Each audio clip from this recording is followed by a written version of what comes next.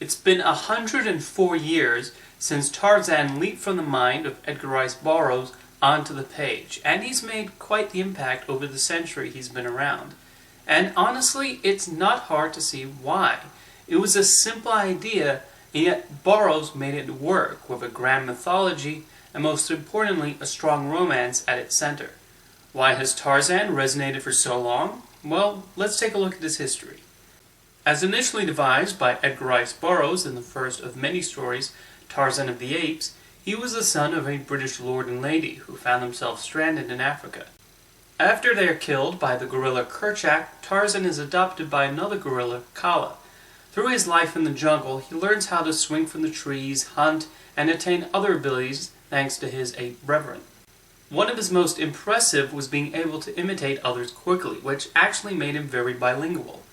Eventually, he meets another human, Jane Porter, an American who has landed in Africa with a party which includes Tarzan's cousin, Clayton. They fall in love and soon marry, though not without Tarzan following her back to the United States. I actually read Edgar Rice Burroughs' book during the summer of 1999, for reasons you can probably decipher, and my childhood mind found it a very relaxing summertime read. Even though I've not read the book in many years, it's one of those classic childhood stories, like The Wonderful Wizard of Oz, that has still retained in my memory for its sense of adventure and depiction of this feral child who grows up to be someone special. With the huge success of the books, it was no surprise that radio serials, comic books, television shows, and movies eventually sprung out of the property. So many different iterations exist that it would take me forever to go through each and every one of them. So I'm instead going to focus on the highlights. Probably the most famous of the early Tarzan screen incarnations were the MGM and later RKO-produced films starring Olympic swimmer Johnny Weissmuller. A lot of our modern perceptions of Tarzan actually stem from these films, including Jane being British rather than American, Tarzan's limited vocabulary, Tarzan having an ape friend named Cheetah, and that famous yell. Interesting enough, the infamous "Meet Tarzan, Knew Jane" dialogue never actually appears in the Weissmuller films. Thus it sits right alongside such often misquoted movie lines as "Luke, I'm your father" and "Play it again, Sam." While these were essentially B-movies, they had a certain charm, and if you think Hollywood loves creating endless franchises with multiple sequels now, it's worth remembering they made 12 of these movies with Weissmuller, and then producer Saul Lesser would continue making them for many years afterward. I think one of the more underappreciated Tarzan movies came in 1984 with Hugh Hudson's Greystoke, The Legend of Tarzan, Lord of the Apes. This sought to make a more faithful and realistic adaptation of Burroughs' stories, as it details young Tarzan growing up with the apes, him falling in love with Jane and then traveling to England where he sees what modern society is like.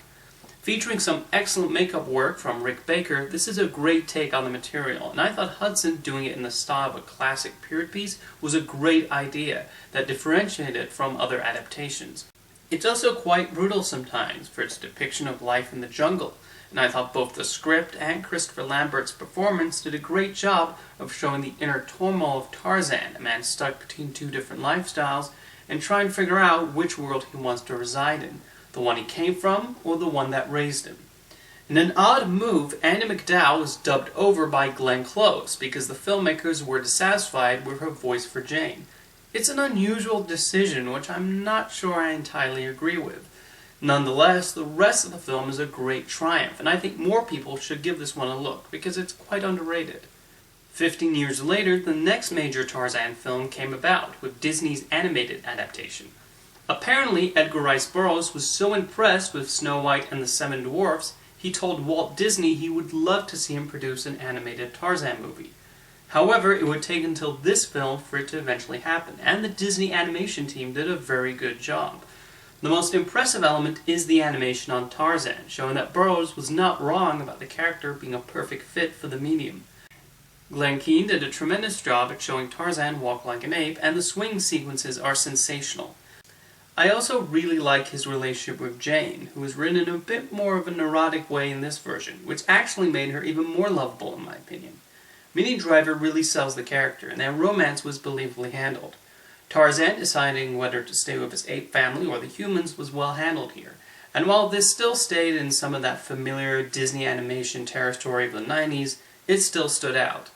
I do admit I wish they made Clayton his cousin here, like in the source material, to make Tarzan's view of him and his motivations that much more conflicted, but that's a minor issue.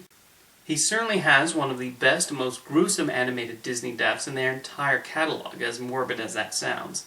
I cannot say I'm very fond of the Phil Collins songs that pepper the soundtrack, as they tend to be somewhat obtrusive, with the one musical number, Trashing the Camp, serving no real point in the story.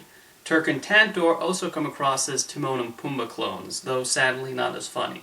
But those criticisms do not take away from what a really good job directors Kevin Lima and Chris Buck and their story team did with the Tarzan story, and they succeeded in putting a fresh spin on it.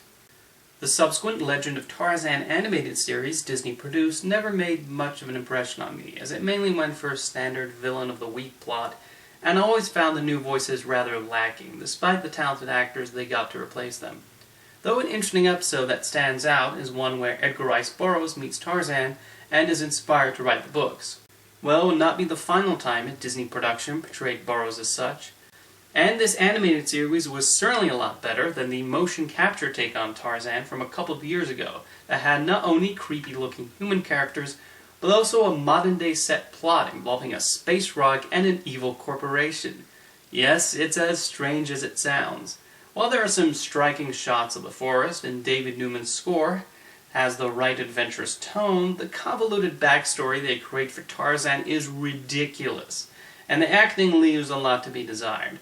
I feel like when they initially thought of the idea of making a motion capture adaptation of Tarzan, there was something there to make a thrilling and exciting film, but something got lost along the way, and we got this weird mess instead.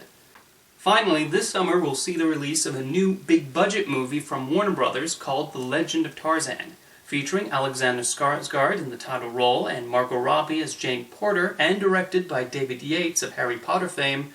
This looks to be a fun take on the character, though it appears they've fashioned an original story rather than taking one from one of Burroughs' books.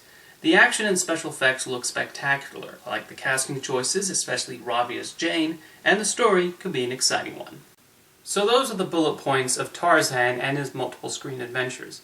I don't think even Edgar Rice Burroughs imagined his Ape Man would continue to be featured and adapted through the years, and the story still devoured.